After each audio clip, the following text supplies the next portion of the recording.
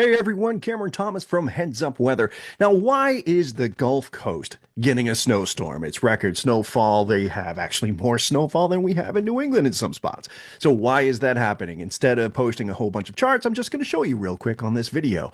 Now, looking at the upper levels of the atmosphere, this is the 500 millibar chart. This is up around 18,000 feet. It's sort of like an average view of the entire atmosphere from top to bottom, sort of a streamlined look at generally where the troughs and ridges are.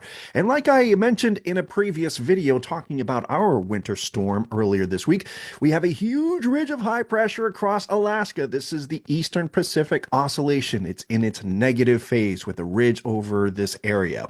Now, when you have a ridge in this area that taps into that cold Arctic air and it pulls it down into this huge trough of low pressure across the eastern U.S. That is why we have that cold air dumping into the U.S. This is pushing the storm track all the way through the western U.S., all the way down to the Gulf Coast, and then out to sea.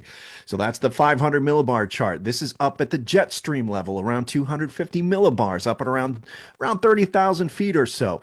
This here as well, we have this ridge coming up over Alaska, diving down through western Canada. Now, within this upper level flow, the jet stream, we have these jet maxima.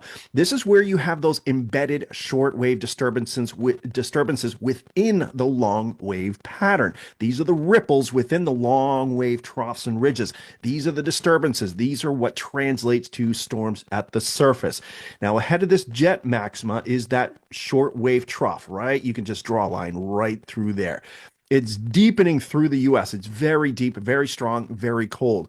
Now, it's also pairing up with the subtropical jet down here. And when you get jet streams to kind of couple up or sync up, you can tend to get some significant storminess depending on the timing of the jet maxima within each jet stream. So we have this disturbance diving down through the western U.S. and it's curling down through the Gulf Coast. Now at the 500 millibar level, again, this is the vorticity chart. This is the spin in the atmosphere, an atmospheric force that is conducive to storminess. Now here again, there's that shortwave trough diving down through the Rockies, and then it dips all the way down to the Gulf Coast, and that's where you get your storminess. How does that reflecting at the surface? Here you go. Here's your storm right there as it dives down through there. So why is this happening? Again, there's the trough, the ridge of high pressure over the western U.S. Alaska area.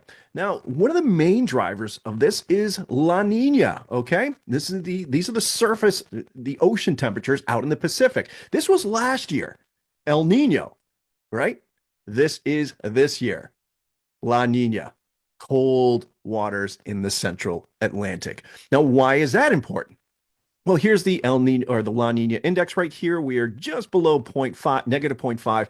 That officially is La Nina. If within this region, it's weak to neutral, but we're just pushing into weak La Nina conditions.